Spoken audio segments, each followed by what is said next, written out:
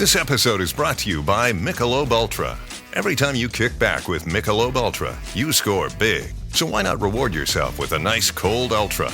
As the official beer sponsor of the NBA, enjoy Michelob Ultra at your local Buffalo Wild Wings while rooting for your favorite team during the NBA playoffs. Or pick up Michelob Ultra at your local 7-Eleven store today. Enjoy responsibly. Copyright 2024 Anheuser-Busch Michelob Ultra Light Beer, St. Louis, Missouri.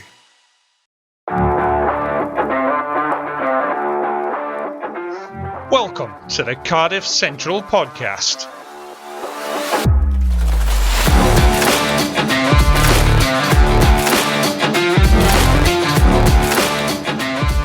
Hello and welcome to a very special Cardiff Central podcast, because we are going to the polls, much like the country. We will be later on discussing our nominations and drawing up a shortlist for the inaugural Cardiff Central Awards. But first of all, just some introductions. I'm Harley as ever. I am joined by Dan and Carwyn, who's trying not to laugh out loud during this intro piece. How are we doing, gentlemen? I'm just impressed with the preparation for the intro this week. Yeah, it's good. It's good. That was ad hoc. You should have passed that by. Just been like, nah, well, yeah. Me and my team have been working on it. It'd have been better if you got somebody with a massive speaker to play "Things Can Only Get Better" in the background as you announce them. Surely the song for a Cardiff podcast would be "Pride" or something. Oh, Proud Mary. Right, anyway, so we will get onto our awards a bit later on in the pod. So first of all, let's just quickly round up some of the news. Some small, some not so small. So starting off, it's been confirmed Teddy Williams is out till start of next season, having undergone shoulder surgery. And to join with that, our new signing, the prodigal son is returning into the rehab room, as Callum Sheedley unfortunately did his PCL, I believe. Dan, it was PCL? You know that's what Alex Bywater in the Daily Hill reported. PCL after it looked initially like he'd done his Achilles or something, because it was non-contact and looked seriously bad. But PCL is less bad, but it's not 12 months out. It's more likely 4 to 6 months as opposed to 12. From what I've seen, Teddy should be fine for the start of next season. On Teddy, gutted, because he had a big opportunity this summer. And especially with Beard's injury. Yeah, you'd have thought started against the South African side. Yeah, you'd have thought he'd been third cab off the rank in the second row. Well, depending what you think of Shunzo as a second row 6, but without giving Harley a heart attack at this point. But I think he annoyingly breaks my rules in that, because he's 6 going into second row. But no, I get it for him, because it would have been a great opportunity for him, especially when he's had such limited time in a Wales shirt. Really tough break, and wish him all the best in recovery. Yeah, absolutely, and the same for Shido as well, because absolutely gutting your first game since last year, and you pull an injury like that. Anyway, other small bit of news is Young has got. Speaking of prodigal sons coming home, Young has taken up a position with Aberdeen to run alongside his role as director of rugby for Cavoc. So all the best, Di. And I hope Aberdeen have a good season.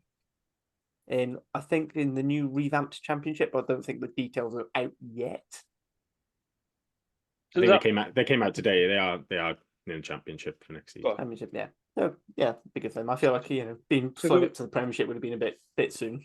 So who are they with there? Just out of interest, what sort of teams do they have to compete against in the championship? Trying to think off the top of my head. Glam Wanderers, they didn't get promoted from last, so they're still in it. I think Cardiff Met are staying down, aren't they? I think Cardiff Met may have got to the Prem. I think they snuck one of the last places from the current championship. Who else was down the bottom there? Unsd with a certain Jason Tovey at fly half will be in there next season. They've been promoted from their Division 1 as well. Is he playing or is he coaching now? He's doing both. He was playing at 10 and 12 for periods last season as well, which I'd pay to go and watch Unsd if Jason Tovey's a crash ball 12 there. More wondering, he's meant to be the defensive solidity they need. I'm just thinking about what the Unsd pre-season is going to be like. It's like if Ronan O'Gara would play 12. Who's the 10 that needs safeguarding? And Ronan O'Gara has to be the 12. Like, just imagine that. Similar with Tubby, really, isn't it? It's a bit harsh maybe on Tubby's defensive. It wasn't that bad, but he would make business decisions though. Let's be fair. I think even he would admit that. I'm pretty sure I might be misremembering. I'm sure I saw a quote somewhere where it said, "Well, tackling is what your back row's for." Speaking of Cardiff Met, they are going on tour to South Africa. That was something that I almost forgot to, but that was announced today. I haven't got any more details on that. Maybe we'll discuss next week when we've got a little bit less to talk about. So obviously leading on to the big news. Just before that, we've got the Rags have announced their leavers list. Dan, do you want to just take everyone through some very well known and loved names in there? Yeah, there's a couple of sort of fringe guys or guys who've just come in during the season. Ollie Evans, Eddie Drake, the two loose heads. There was Freddie Barnes, who's been around a little bit after graduating Cardiff Uni at tight head.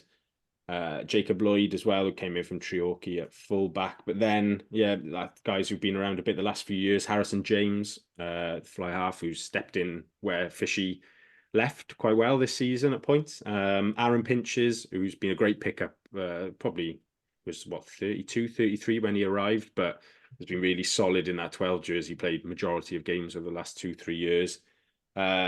We knew about James Beale on the wing, who's been at the club forever, really. Overcome really serious foot injury, but scored a hell of a lot of tries off that right wing in his time. And then Joey Tomlinson, he mentioned after the game against Llandovery that he was retiring as well, had lots of injury problems this season, but great career for him. Was captain when we won the Welsh Cup again in 2019. Went to Canada for a bit, played a bit for Toronto Arrows and the MLR out there, and then has come back. And obviously the big name, I think everybody is gutted to see Morgan Allen leaving, like proper talisman at 8. I mean, obviously the Rags don't get as much coverage as the first team, and with it being semi-pro and that, but I do think he goes down as a proper club legend, Mogsy. There, he put the Rags on his back at times, literally hauled us forward. So some of his tries are a joke. He looks like he's playing against small children as he just skittles them all out the way. But obviously is playing, but as a leader as well. You know, you look at the guys that have come through the Rags into the first team, into the Wales team. They'll have learned a hell of a lot off somebody like Morgan Allen, guys like Pinches and Tomlinson as well, James Beale. So their legacy is the trophies that we've won the last few years, but also, guys like Cam Winnett, Mackenzie Martin, even a bit further back, James Botham will have been with Morgan Allen, Ben Thomas as well. Like that's their big legacy for Cardiff and for Welsh rugby, is the players that they've helped develop in the latter stages of their careers. Well said. Don't have much to add, but yeah. Apart from Morgan, what a player he's been. Be interesting to see what people think if he goes down as a Cardiff legend or not. I'd probably err on not, but that's maybe my. I've just got a man crush on him mainly. So. maybe my bias against the word being bandied around a bit, but at the same time,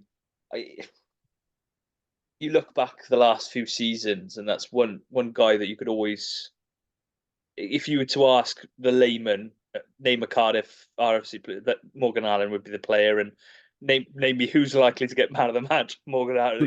It seemed like that it was week in, week out. I think that's not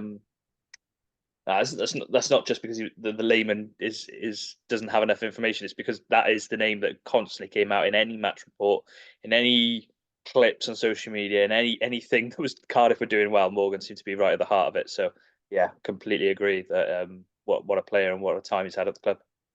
So I haven't said he's not a legend. I've been giving him a praise. Maybe I'll turn my mind. Maybe we can throw that out on social. But no, he's definitely up there.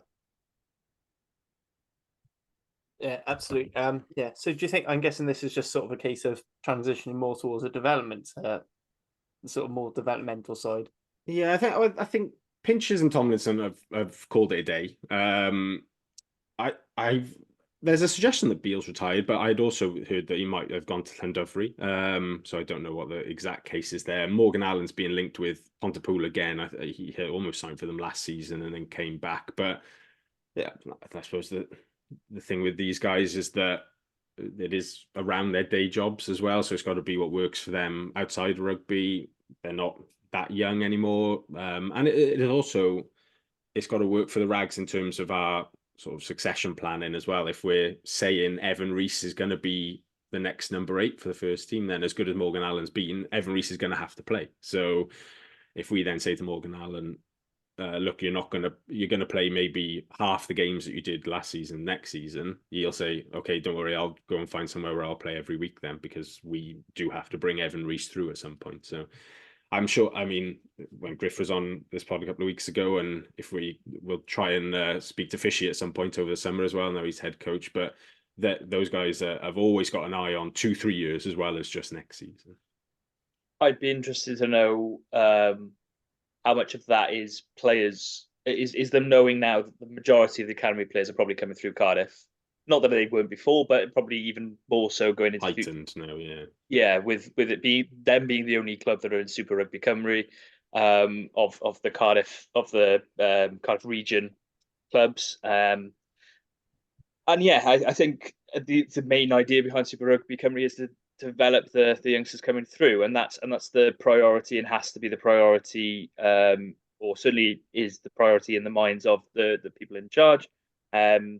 I did say I was put a little plug in, but that's what John Alder was saying on the Sporting Wales podcast this week. John Alder, WR's head of performance pathway, and that is the important thing, is we are looking at that succession planning and trying to develop that area of the game now. And whether you think it's right or wrong, that is why it's a closed off league with no promotion, no relegation, to try and try and help clubs, and try and basically say to clubs, right, if there's no trepidation of dropping down the leagues, so therefore play your youngsters and give your youngsters an opportunity, and that works all through the league. And that's going to be a case. We're going to see quite a few of these more experienced heads perhaps not getting the opportunity they were in the Welsh Premiership going forward. You're going to need to have a few of them, your likes of your Adam Warrens, and it's a shame that Morgan Allen isn't there to sort of help these players coming through. And it's that balancing act, isn't it? When does an experienced player become a blockade for young talent coming through? And we've seen it at different clubs. Maybe you could suggest Scarlets haven't managed to get that balance, and then you could see other clubs that have not. Cardiff maybe on the vice versa side probably haven't had that balance in the other way, where they haven't. A lot of the experienced players have gone, so it's a difficult balance to have going forward, I think. And I would say that obviously the squads and the semi-pro, it doesn't necessarily mean just because somebody's not on that leavers list they won't be leaving as well. It's always in a bit of flux. But the Rags, if that is the only leavers, they retain. Jason Harris is still there, been there and done it across the back line. Tom Haberfield's not on that list, been there and done it in 9. A couple of guys now who've been in that semi-pro squad for a bit as well. I would say, somebody like Derry Cross is getting really experienced at that level. Joe Goodchild, Sean Moore's been around quite a long time now as well. Alan Rees at hooker. There is still that senior group of semi-pros there at the Rags. It's just the more recognizable names for the last few years moving on a bit, but the average age will still be, decently high with those sort of guys around. Yeah, it's so important as well to have those guys. People talk about it, and I think it's difficult, but the whole importance of setting standards and having that person that you can turn to and see what they're doing week in, week out in their preparation for, it's something that's going to come up in talking to one of our founders about their column this month, and that's exactly what they were talking about, is he's having these experienced heads that you can just look at and go, oh shit, he's doing X, Y, Z. This is what I need to be doing this week. Why are he's spending an hour kicking after training, and it might not be as simplistic as that, as watching someone doing an hour's kicking after training. It might be something as minuscule as he's tidying up after training, but it's those small little bits that teach you what a professional rugby player or semi-pro professional rugby player does, and and those bits of analysis as well as on top of it. So it's a balancing act. I'm hoping they get the right balance. moving forward, both Cardiff and all the other clubs in the Super Rugby, because it's a very important one for the future of Welsh rugby. Yeah, absolutely. As you sort of led into, so the big story Sunday night, in typical WRU fashion, they dropped the format for the new for the elite development competition, which is being rebranded as Super Rygbi Cymru. So this is going to be a regular season of 18 games, 9 home, 9 away, ending with every single team getting a knockout fixture at the end. So two wild card, almost round of 16 type things, where 7th place 10th, 8th place 9th to go into the quarterfinals. We also have our own version of the Run 30 Shields, which is going to be held by Llandovery at the start as the Premiership winners this season. And there's also, during the Six Nations, we're also going to get a cup competition, 2 pools of 5. Top of each pool plays each other in the final. Gentlemen, what do we think of that? What do we make of the whole format so far? I'm not a big fan of everyone getting a chance to be in the knockouts. That's my. I'm going to counter that in a second, but please go on. I'm just not a big fan of it. Well, I watched quite a bit of ice hockey this season, and it's a 10-team league, and 8 of the teams get into the knockouts, and you get to the stage at one stage of the season where teams 1 to 4 are just playing out their fixtures, and it just gets a little bit bland. And that's my opinion. I get why they've done it, but that's my honest opinion. Yeah, I'm also not a fan of getting rid of relegation, but and I know both of the reasons why they've done it is to instill and try and encourage them to play their younger players. But that's my main issue with it. Sorry, Harley, you were going to counter, so I was waiting for you. So my because I hate it, because I hate the fact Super Rugby's 8 is 12 team league, and they have the top 8 get through, and basically you can get in with and similar with what's happening with European rugby at the moment. But I think because it's a development competition, one of the big issues that we're seeing is we don't have players who know what it's like to be in these knockout games. On rare occasion they do, because they never play a knockout fixture.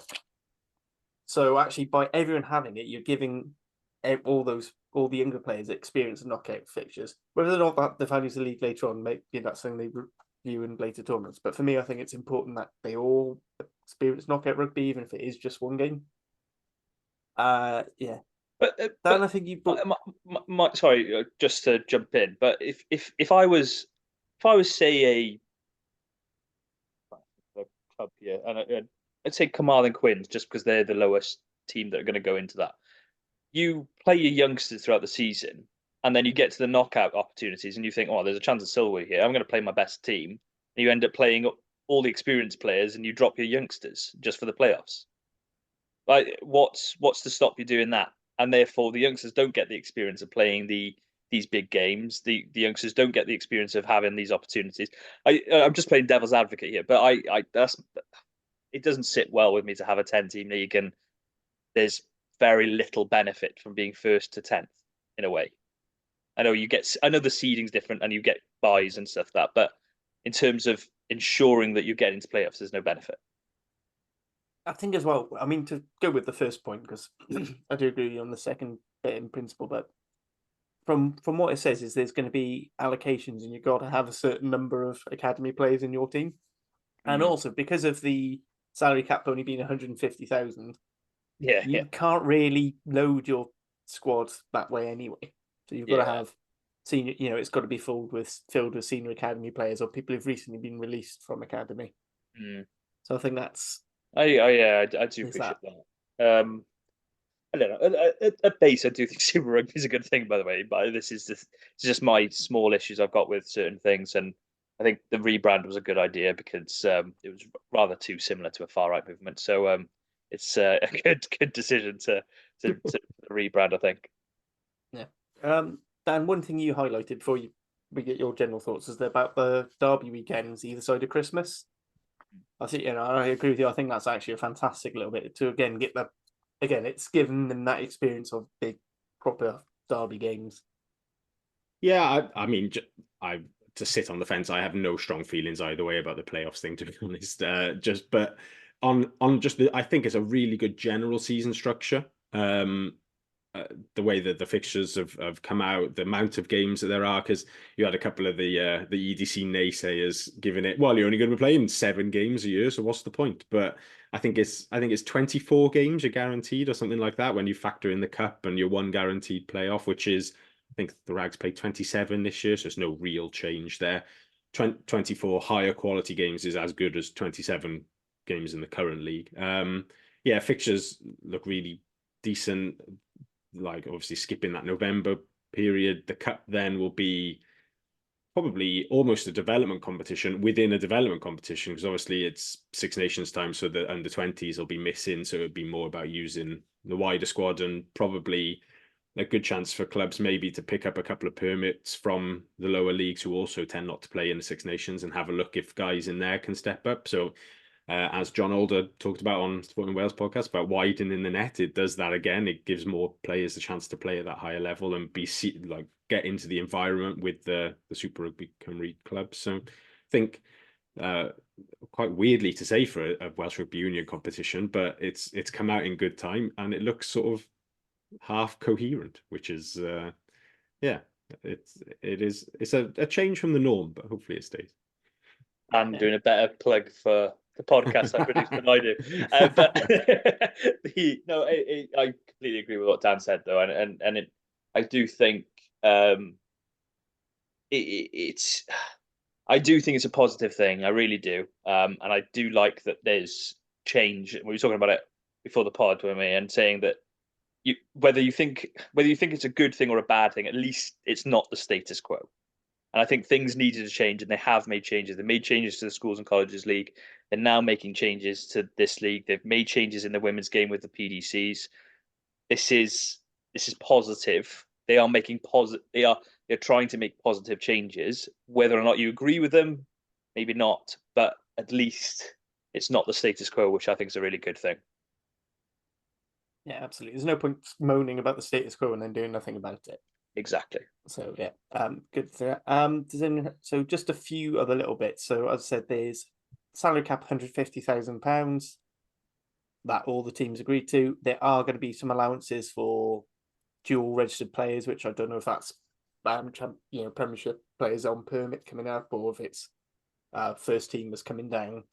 And the senior academy, there's also going to be some allowances for recently released players from either the under 18s or senior academies, which I think is a good way to accommodate for the regions not being able to keep everything they want, but also having these keeping them in this competition. Match funding. Yeah, and one of the important parts of that is to try and encourage those players that take a bit longer to develop. So you're talking about your tight head props that perhaps are, I'm going to say piss poor, but that's a bit harsh, are maybe not up to the grade at 21, but maybe in 4 or 5 years' time could be regional quality, maybe even better than that. And it's about those players and ensuring that they still have a place in Wales to play and an opportunity to shine. And I think that's a brilliant thing. I think it's really important and a great incentive to bring in. Yeah, absolutely. Any other comments before we move on? I just realised I sounded like a backtrack from the start when I criticised one bit, and now I've been positive ever since. But I am mainly positive about it. No, I haven't got anything else to add. It should be an interesting one. Yep. Nope. Right, so now we'll move on to last weekend's game, because it was a win for Cardiff, which is something that we have not said very often on this podcast. As was tweeted out by Dan, we got the right kind of bonus point by scoring 4 tries. Just thought before we give you our thoughts, I'm just going to read some of the 3-word thoughts that we got from the Twitterers and Facebook. So, bloody brilliant win. Thank fuck, finally. At last, wonderful. Never in doubt. Finally win. Guess which one was Big T? Nose. And then on the Facebook we had much needed win, Ben at 10, and what I very much agree with is sign up Lawrence. I think for most of us that covers it. It wasn't necessarily the prettiest win, but it was a win, and it was a piss poor Sharks side. But I mean, if they're going to disrespect, if I said this on Rap, if you're going to disrespect Cardiff a team you've not been able to beat in the URC so far by putting out a second team, then, you don't deserve to win either. Especially after that first 10 minutes where they refused so many kickable points, which, Carl was happy about. Yeah, they listened. It's good. Well, no, I'm saying it's the Sharks who didn't kick. No, it was just, we needed to win, and it was by any means necessary. It didn't need to be the prettiest. It was maybe, I saw a couple of people mention it as possibly a performance of the season, but I feel like that's maybe more of a relief type aspect of just finally getting a win, which we've, you can't say you deserve anything in professional sport. It doesn't work like that. But if there was a group of players that like sort of you felt should be rewarded for something, it's this group and this staff and us as supporters as well. It was nice for us to watch them win. You don't really realize when you're in it, but it was 10 games or whatever, the losing streak. It was quite a long time since we'd last won this calendar year. But on the whole, first 20 minutes defended really well. Sharks started quite quick. Josh Adams, that turnover was superb on our own line. The red card is an absolute horror show of a tackle. I mean, it is a stinker. I think it could have easily been 2 cards. Oh, I don't quite know how Frank took so long to decide, to be honest. But anyway, and the only other thing I'd add to that is, I mean, how when it stays on the pitch as well, to be honest, because he looked out when he hit the ground. I don't think it's a slight on our medical team as such. I think World Rugby should be mandating there that if there's a red card for head contact, the player receives it, should automatically go for a HIA. I don't really see how they don't. But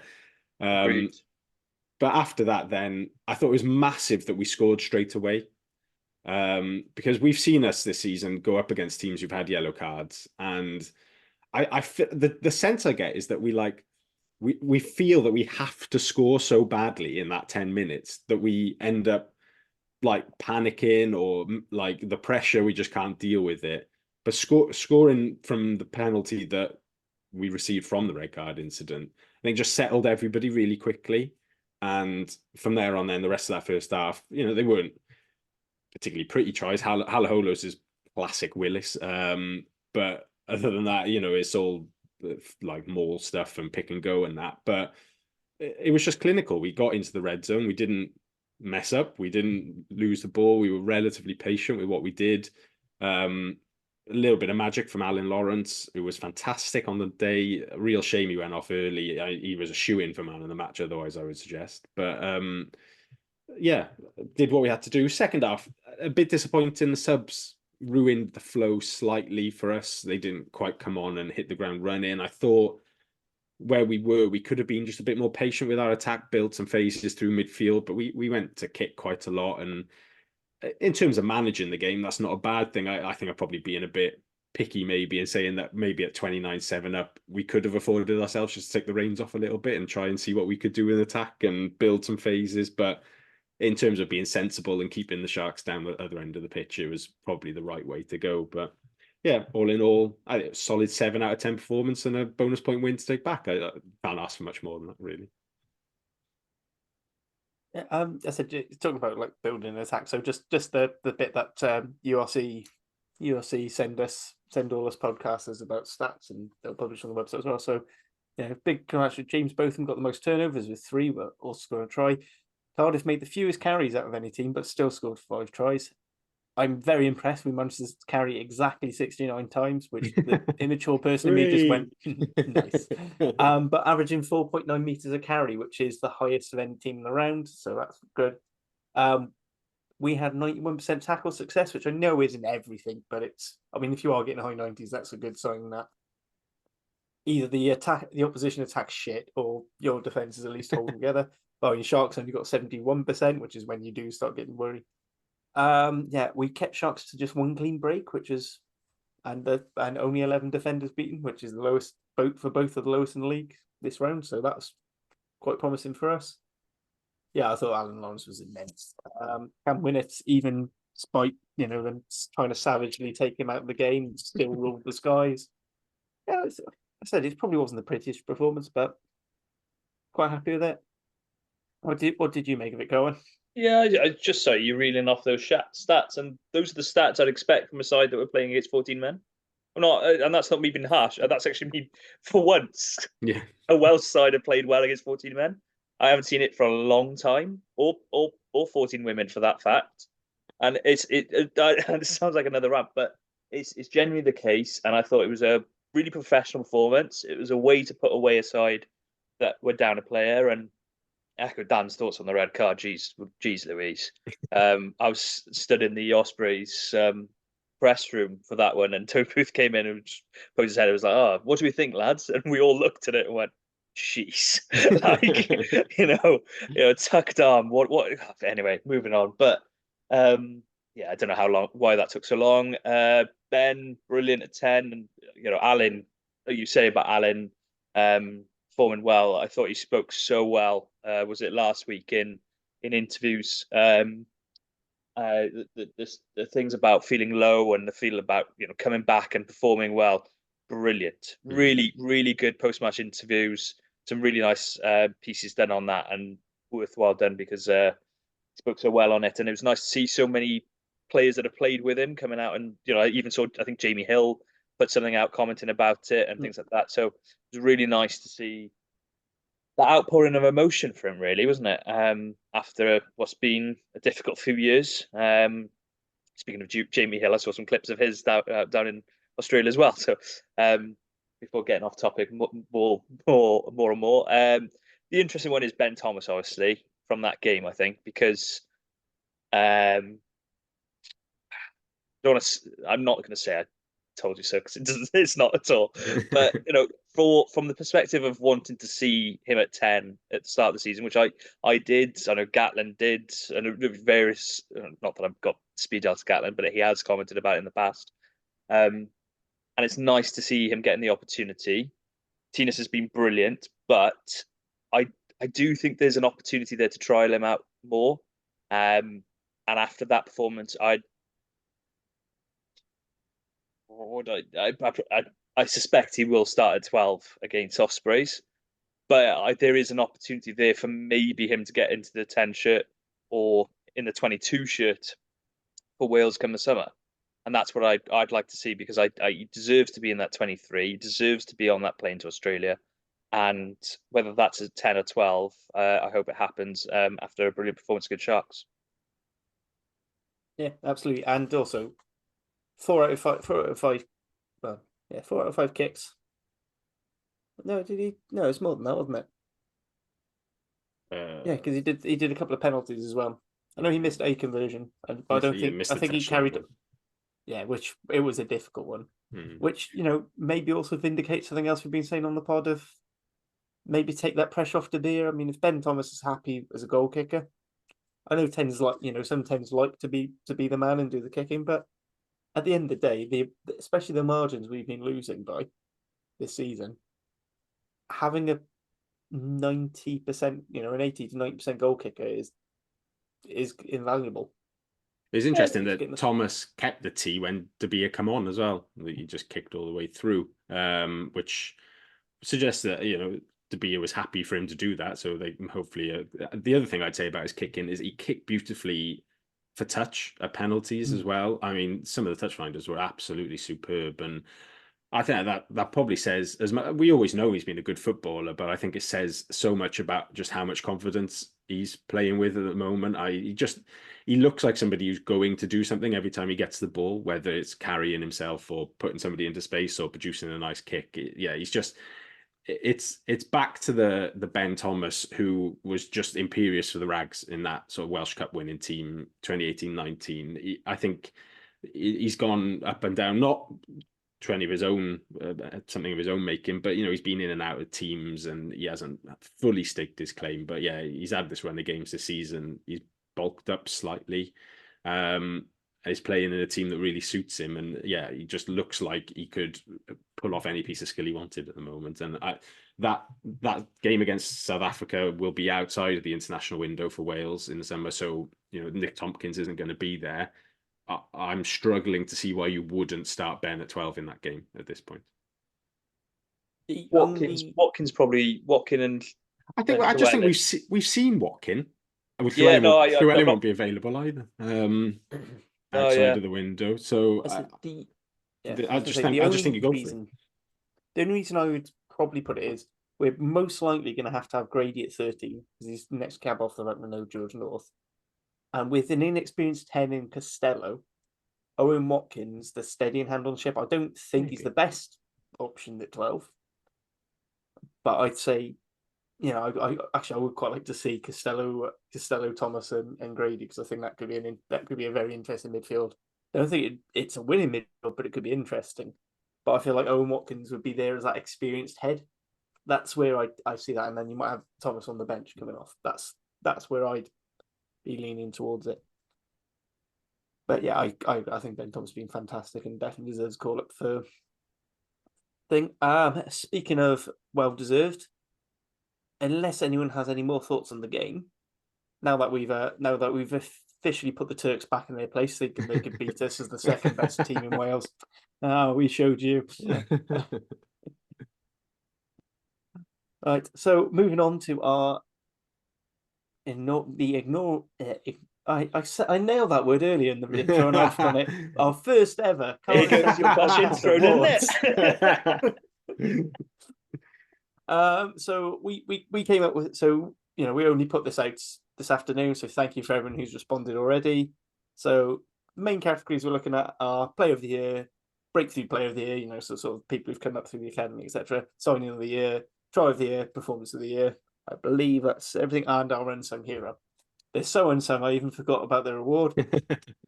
So before we sort of go through our picks, to be honest, I think we agree a lot with what these. So some of the names we've got. So for Player of the Season, Liam Belcher, Ben Thomas, Mason Grady, De Beer.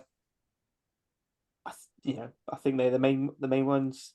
We've had one Ospreys fan coming in, giving us all Ospreys players. No, look, you can't get into a Wales team. You're sure as hell not getting into a bloody Cardiff team.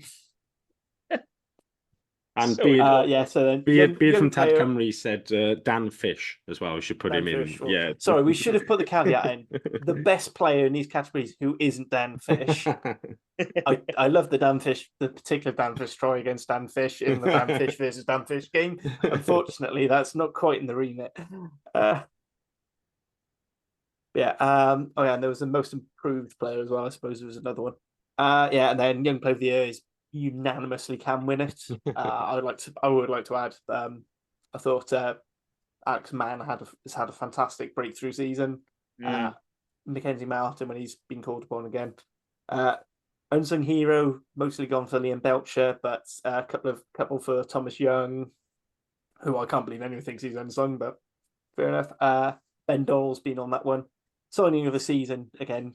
De Beer, Rhys Littrick, Ben Donnell as well, I think, has made a very strong late surge for that one.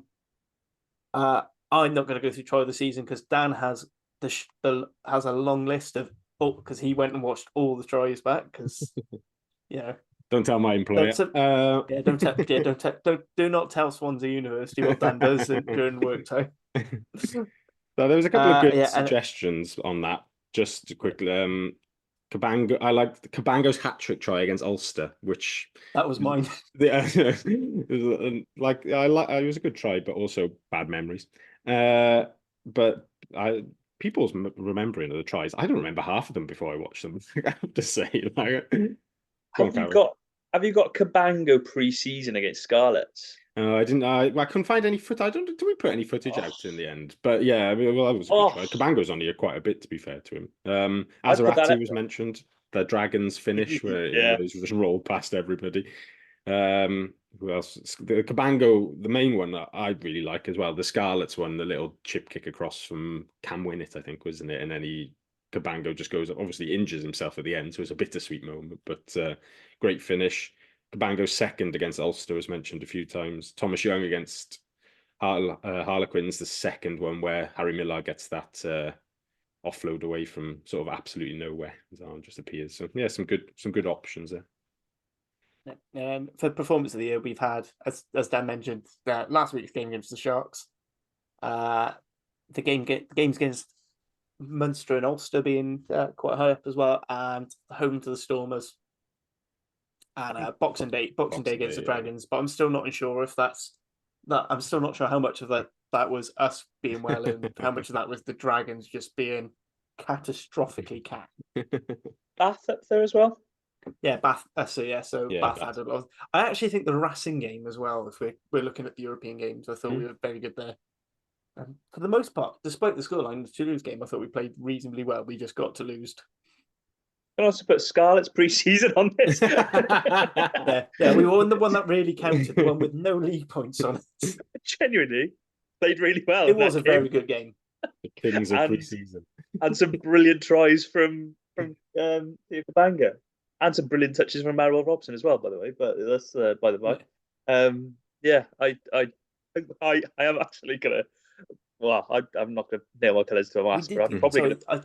I did miss an unsung hero nomination, which is Scott Andrews, which actually. I like that. That was Tony, wasn't it? Yeah, I like that. Obviously, not so much for his on pitch, but rather the results of his coaching, which actually, given how, a lot of us being in these games has been our pack standing up, despite, the comments about us being a bit powder puff.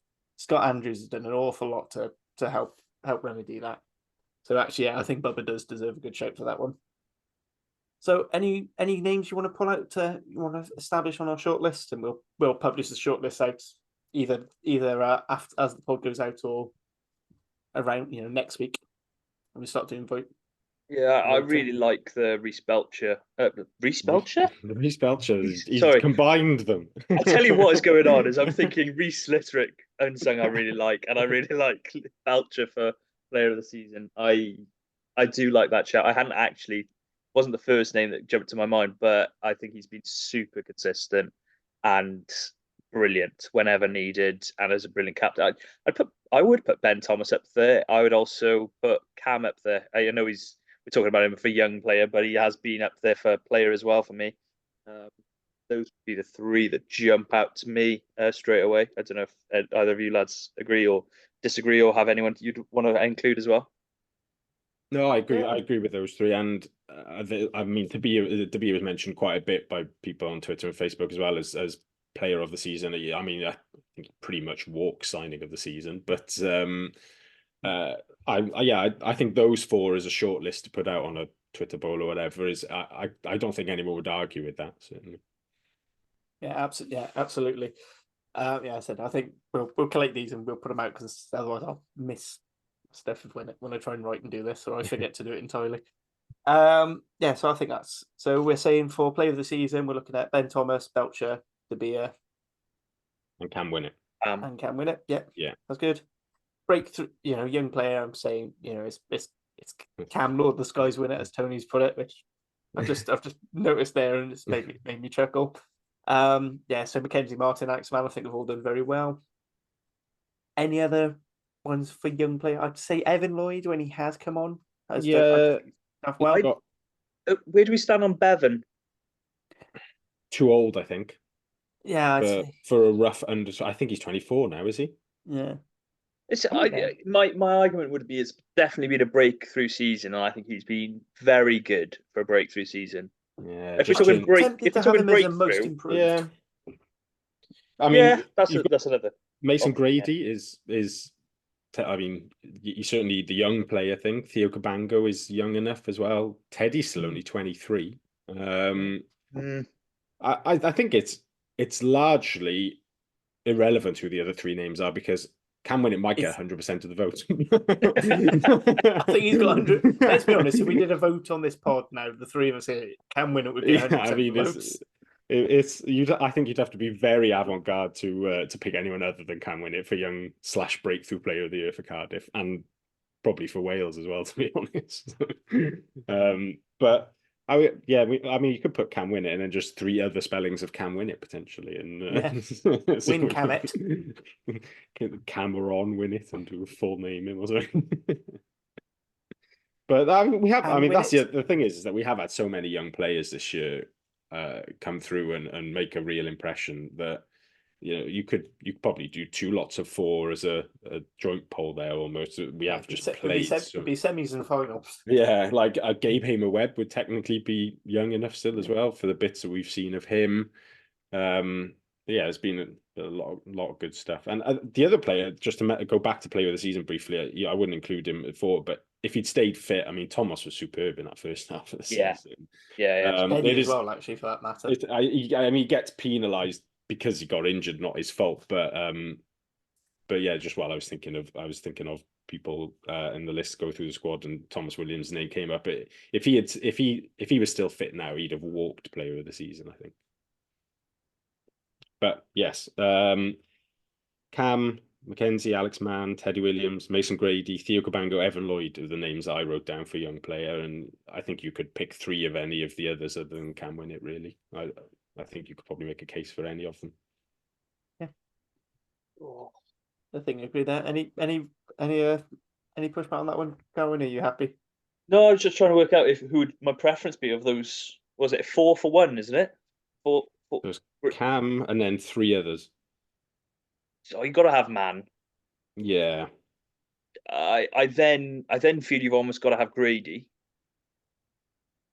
Yeah. Which is harsh on Mackenzie Martin then, and then. But you're still liking Bevan, are you, as number 4? No, I just feel Bevan's had a good season, and I consider him a breakthrough. Maybe that's harsh on Theo, but Theo's probably had a breakthrough as well, considering his injuries. Yeah. So that's the other one probably that I'd be touching on is Theo.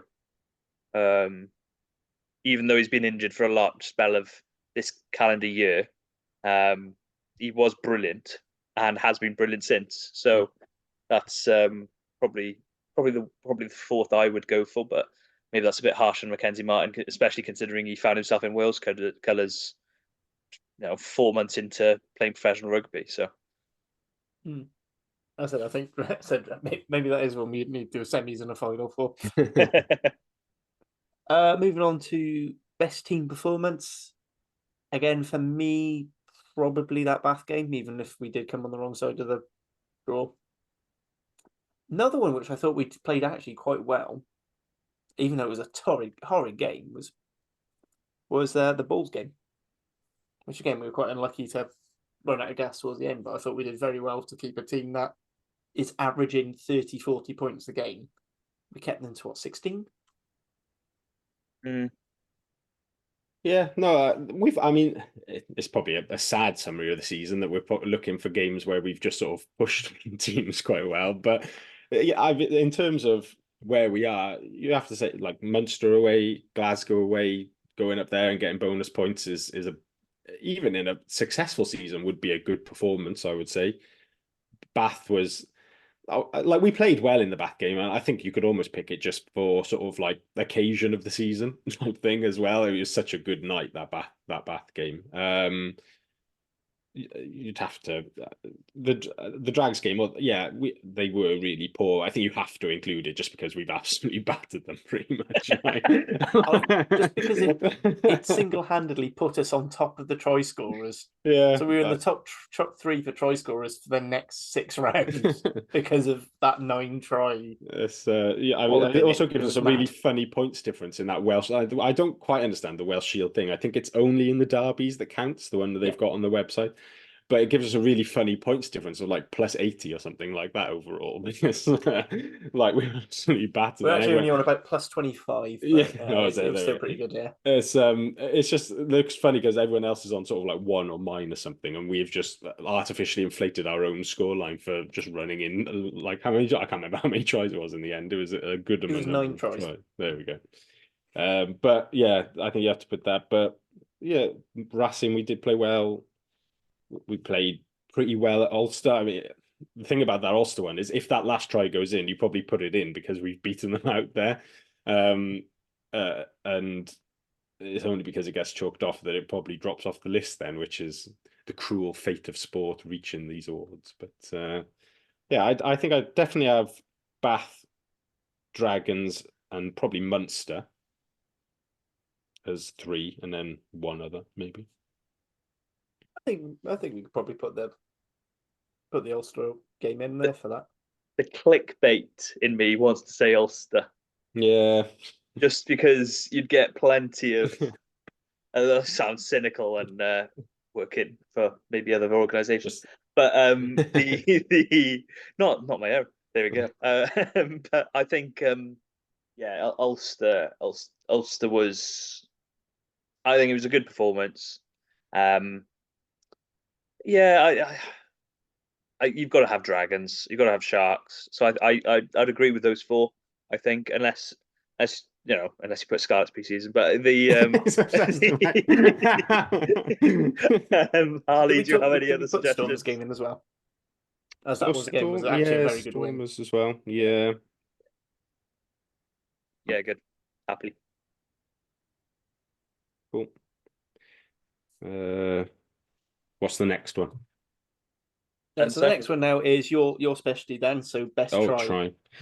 Right, this is going to be tough to get down to 4 actually, because we have scored some good tries this year, particularly first half of the season. I think I'll go through one of my favourites. I can't remember. It was definitely. I'm pretty sure it was Munster, but it might have been the Glasgow game. But the Ben Thomas intercept, from 90 metres out. Munster, that was that one. It's usually one I discount from try of the season because it's it's a bit exciting, but just seeing that gas and the brilliant read. Has to be one of the favourites, isn't it? That one of the favourites, a popular one. He scored a good try against Glasgow as well. Ben Thomas scores the one where Max Clark and Young, and then Bevan and De Beer have linked up before Thomas goes wide. So that was on the list there. Ones I mentioned earlier, Azarati, that was mentioned online. Young second against Quins. The Cabango second try against Ulster was mentioned in a more serious one where Thomas plays the missed pass and then Cabango skins the last man.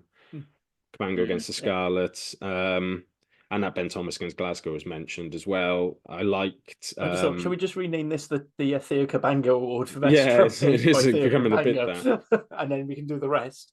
I like Thomas's second try against the Dragons on Boxing Day as well, where that was good.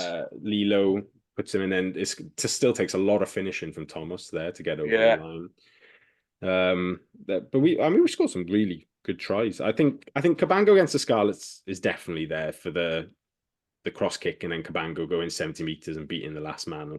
That's my personal favourite of the year. You've also got Rhys Littrick's first ever try, which I can't even remember which game it was, but I just remember us being very happy for him. Did we win that game? Did he? It was the Stormers winning try, wasn't it? Yeah. That's another a favourite one as well, same as the Thomas Munster one. I kind of want to put Grady's one as well up there. It's from that game, isn't it? Where Stormers, he goes through the middle. Yeah, it's more. To be fair, it's not perhaps the try itself. It's more to do with what happened around the try with Ellis Jenkins telling Mackenzie Martin his role and all those elements going into it. But probably feeding more into that favourite try element that Harley's talked about, the backstory behind the try. Good grief. But yeah, that's probably more where I'm thinking. But it'd be interesting if we had this for fans that were there and did see it. Theo Cabango's try against Scarlets in pre-season. And I know I'm banging on about this, but it was one hell of an effort. It's going to have one vote, and it's going to be you. Yeah, it will be me. But I remember being there, and because I haven't managed to make many games throughout the season through various commitments, but the commentary box and everyone around, it was basically he got the ball and everyone just went beep, beep, bye-bye, and he was gone. And he broke through about 3 defenders, then it's brilliant, absolutely brilliant try. Brilliant. I'm surprised you didn't pick the try which you called, which was off the back of the line-out move you called the week before. Cabango coming, cutting the angle off the back of the line-out to score. Yeah, against Ulster. Yeah, where I say target Ulster, yeah. Where Ulster play with a hooker as a gunner. Lots of people mentioned Young second against Quins as well, so I think that was good. That'll have to go in there for. Well, Millard's break is the main thing. I've never seen anybody move so quickly. She absolutely flew onto the ball. Surprised there's not more carry references. Considering you can just basically sum Carey's tries up into one where he just takes that hard line off a few meters out and just barrows over, and you could probably just stick about 12 of them in one go. And you wouldn't even, if you didn't notice the jersey on the opposition, you pin them all as the same try sometimes. But there was the Leinster one, and the Edinburgh one, which are sort of similar moves where he's scored. I think they're just. I mean, you could have a sort of carry try the season where it's all sort of the same try 5 times. See which one he just feels like he looks best in or something like that. Moving on to the unsung heroes. So I think we've named some of the big ones. Belcher, just purely for how he's grown into the captaincy and just always been there. I actually quite like Scott Andrews as one. So I think he deserves a nomination just for how. Yeah, it's a good shout though. Rhys Littrick would be. I think. I think just purely because he's going to be edged out of the next award. I think he deserves a crack at this one because with Azarati being injured and away with Wales duties, he was our linchpin in the scrum, and he did a hell of a job against some very, very good packs. Glad he had a decent outing against the Sharks, or again, it's on a scrum that was beating up South Africans. So admittedly, it wasn't their box, but South Africans don't do shit scrummages, so that's a good thing. Any other unsung heroes, or are they that unsung we've forgotten them? I heard the people. So Donald and Teddy were mentioned online, which are decent I like Donald as a shout. Yeah, I wrote Millard as a possible one as well. I think he's looked pretty good on the wing. Had a fantastic season as well. I had Bevan in this list rather than as breakout. It's just unsung. I just think he's just been there all season, and he hasn't really put a foot wrong. He had the charge down at the end on the weekend, and I do think he's got to work on his setup of his box kicks a bit. I think he got sort of spooked a bit because he got called for being too slow at the end of the first half, where Frank was, I don't know, he just had a bad 5 minutes and he was being a bit arsey or something. So he pinged him, but he's definitely improved throughout the course of the season, and having minutes in the saddles definitely helped that. And then I put Thornton down as well as a bit of recency bias because I thought he was quite good on the weekend, to be honest. Over the whole season, he may not get in there, but last few weeks where one of Teddy and Seb has been unavailable pretty much every game, he's played pretty well. But I definitely like Belcher, Andrews and Littrick, and then I don't know, a toss up between a couple of those. Teddy's a good shout, Donald's a good shout. Probably Teddy over Donald just because he's been here all season. I think Teddy probably gets overlooked in the second row chat a bit because he's not in a particularly dominant pack. I feel like if Teddy was playing in the Ospreys pack at the moment, he'd get talked up a lot more as an international option. Yeah, I think it's an interesting one though. I think, are we talking unsung here in terms of pundits, or are we talking Cardiff fans? Because I've heard a lot of praise. Yeah, that's fair. I tell you, I've heard a lot of praise, particularly on this pod. For Teddy, and I think Harley and I have been at the early part of the season, yourself, Dan, as well, been giving him a lot of praise. And I think during European time, he stood up massively, and I think he was. So and it's almost it's almost, it sounds harsh, but I'm almost not. I wouldn't put Teddy on the basis that I don't think he's been unsung, because I think he's deservedly been getting heaps and heaps of praise. But in a wider scale, I get your point about. Yeah, I would. The only thing I would say is that does Belcher come into that category then as well potentially? Yeah, see your point. Yeah, Cardiff fans have been talking him up all season as the captain as well. So it's, I see what you mean, but I just think like it's maybe it can be both to a degree. Like some unsung outside of Cardiff and some unsung within Cardiff a little bit. I quite like the Millard shout as well, by the way. When Teddy got his call up, I think a lot of people were like, yeah, that makes sense. There weren't many people going, I do like Millard as a shout. I'd probably put Millard in. There you go. Belcher, Bubba, Millard and Littrick is the four unsung. Yep. Then we go for a sign. A good stock there. I think that's another potentially foregone conclusion, and that Belcher may walk that one as well, to be honest. Just judging by the responses on the social media, it was pretty much all Belcher. Yeah, that's it. I said I quite like the Scott Andrews one. Signing of the season then. De Beer, let's go home. Yeah, it's the cans award. It's the bag of cans award for Tina Stabir being Tina Stabir. But I would like to say is up until his injury, I think Rhys Littrick had a very good shout to that. Yeah, he would definitely be in second half of the season. Ben Donnell, so I think it is worth just sort of giving these guys mentions. Yeah. Actually, I thought Max Clark, for what little opportunities he's had, I think he's done exactly what we wanted him to do with how we were signed to be that sort of backup centre option, and I think he's been incredibly solid. He's really good depth filler. Yeah, I had Hamer Webb and on a technical, I mean, technically Alan Lawrence is a new signing as well. Having come back, that is that's a recency bias one as well, slightly, because he only really played the last few weeks. But that fourth spot, I'm happy with Clark, but it's not with nods to Hamer Webb and Lawrence as well. I was having a look at our signings because I was actually wondered at one point, had we made 4 signings? Of course, there are a couple of names on there who I had forgotten about. Josh Reynolds from the Dragons. I don't know if he actually ever got on the pitch in the end. He could go in there for banter. He got on, gave away a penalty, and that was the end of the game. Oh, my bad.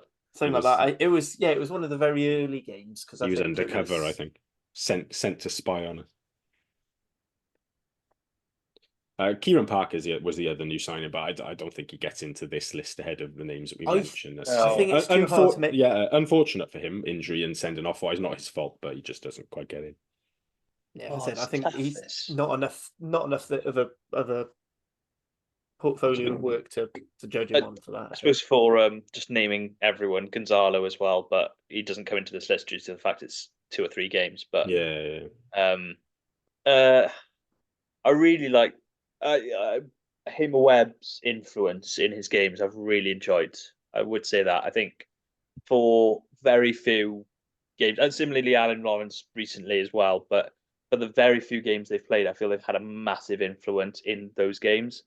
But I know Harley's a massive fan of Max Clark, and Max Clark has been incredibly consistent whenever he's played. So I'm pretty happy with all, so long as they get a shout out. That Hamer Webb break on the weekend was, we haven't had a winger to do that sort of thing for a little while.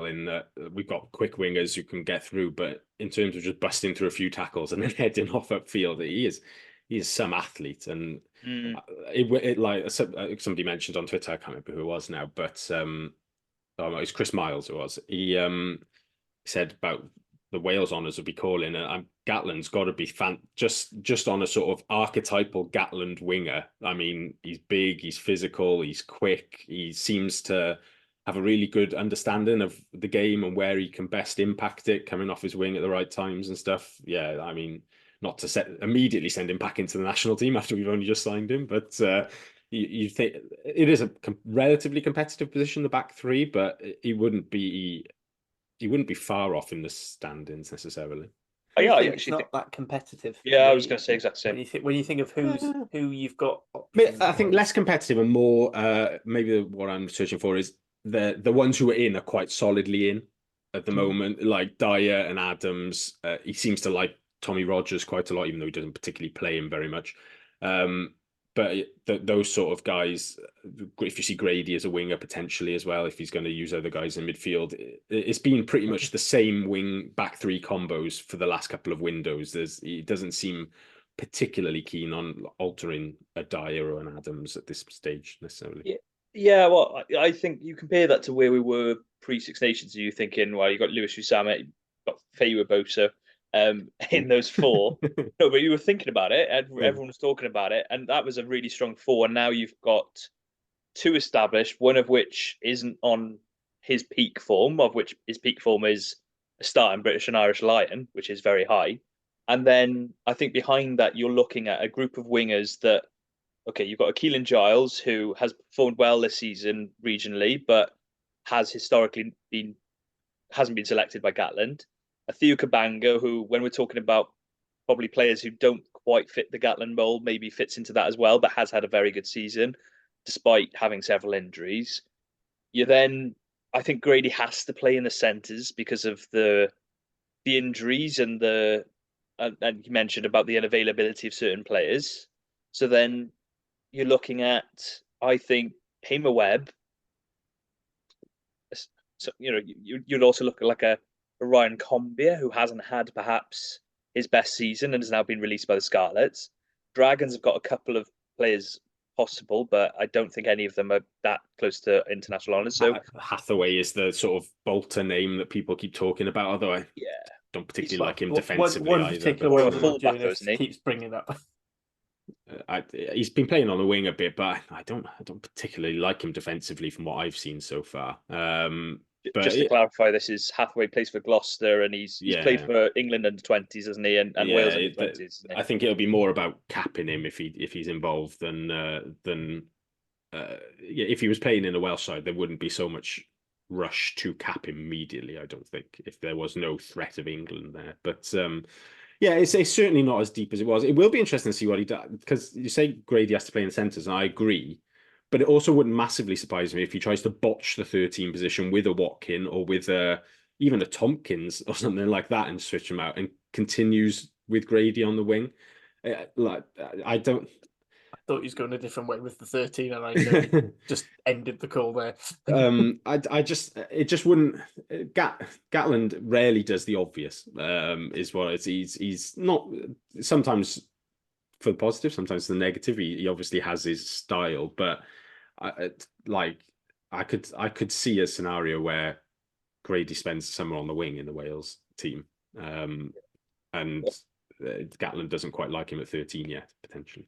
Rather than going completely off topic, I do actually like the Hamer Webb international shout. Is just to clarify, I think his mum's from, I want to say from Cardiff, isn't, or from nearby. Newport in my mind potentially, but somewhere around there. The point is, he is Welsh qualified. It could be a good one. And I said the wing.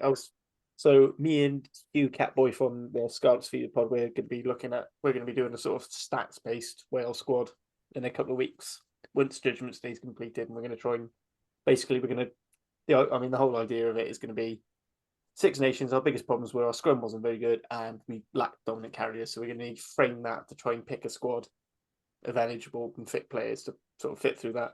So I was struggling to find enough back three players. I'd be interested to see if Morgan I had Morris. Both Rosser brothers in my list, so I'm glad I gave him a Webb's I'd be interested to see if Morgan Morris makes that team of dominant carriers. I don't know what his stats are. So I had to look. So just very quickly on the thing before I do actually end up overrun on the team the pod that should be talking about him. He is the best Welsh regional player for carries, attacking ruck rivals, dominant carries, and pulling defenders in. So he's of the Welsh back rowers, and so actually he is very good for that. Especially when you start dividing, putting it to per 80 minutes as well. So not just raw numbers.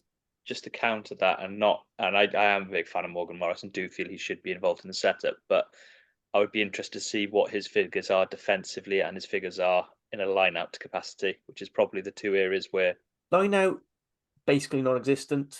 Sometimes he's a player, he's a +1. Sometimes he's usually used that midfield carry. Defensively, he's all right. I'd say he's not the best of Wales back rows in there, but he's still quite up there. The only thing that says to me that Gatland doesn't like him is he thinks he's currently playing as good as he can, and he won't be able to step up that another gear, which is the only thing I can think of with some of these players. But similar with like the Nicky Smiths. Maybe I think the shape of him doesn't quite appeal as well, but that's also I think he doesn't fit into being a bit harsh. He also doesn't seem to fit in what Gatland wants in his 8. He wants that line out option. He wants a wide, someone who's good at wide, whereas Morgan Morris is very much more classically in tight carrier. Anyway, do we have any more award suggestions that we might want to put out? We did suggest privately Rant of the Year, which is basically 7 of Carwyn's rants, and my rants about David Jenkins at 6, I think, are the leading ones. Hold on. You've had plenty of kicking rants as well. Ellis Bevan kicking. You've had a rant about Tina Spear. You had the rant about Ellis Bevan's kick. Because it was the same weekend that Sean Lewis. Yeah, but mine was a positive rant on behalf of Sean Lewis. Mine was a rant at people ranting at her, really, if I'm honest. Yeah, but then you also had the same week you ranted about Ellis Bevan doing the same thing. Yeah, fair point. So Dan hasn't been around long enough to have a proper rant yet, but I'm sure they will come eventually. Any other awards people want to bring up? No, I don't think so. There was a most improved player, but I always feel that's a meh award, and I've never really liked it. A friend of mine won that 2 years running at his cycling club, and I always found that quite funny. It's just something good about winning most improved 2 years running. The idea that you were so shit at beginning that it's taken you 2 years to not be eligible for the award. First year, he couldn't even get on the bike. He just stood next to it. Still had stabilizers on.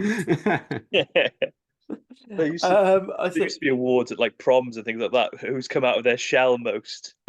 There's always be the guy who's like not spoken to someone for a whole year and then suddenly, got drunk at a party, basically.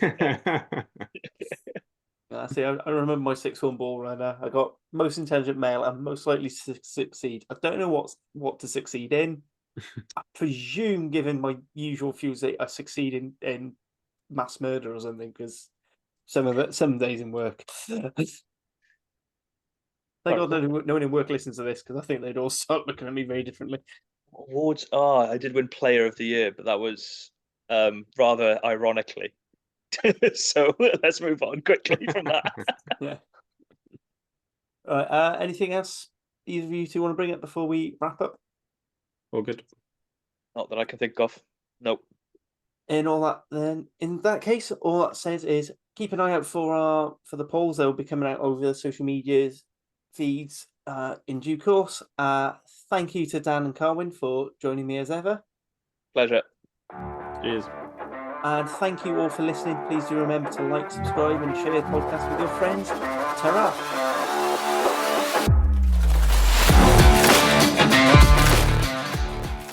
Thank you for listening to the Cardiff Central podcast. We hope you enjoyed the show. Please subscribe, rate and review wherever you listen to us, as it really helps spread the word. You can find us on all the usual social media channels or email us on welshregionalrugbypod@gmail.com. And remember, whatever the question is, rugby is always the answer.